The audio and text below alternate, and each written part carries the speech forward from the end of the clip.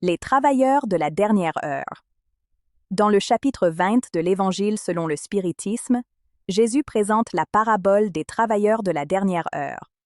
Y, le Seigneur de la vigne récompense de manière égale ceux qui sont arrivés tôt et ceux qui sont venus plus tard, nous enseignant que le mérite spirituel ne réside pas dans le temps de service, mais dans la sincérité de la disposition à travailler dans la moisson du bien.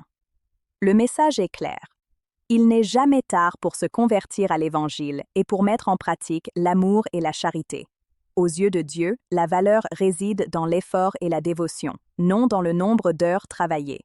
Cet enseignement console ceux qui arrivent plus tard sur le chemin spirituel et avertit ceux qui, ayant plus de temps, deviennent négligents.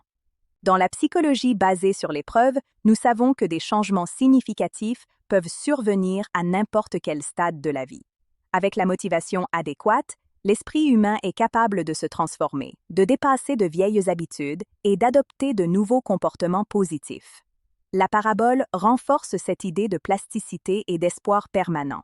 En physique quantique, le concept de collapse de la fonction d'onde montre qu'à tout moment, un choix peut redéfinir le cours de la réalité.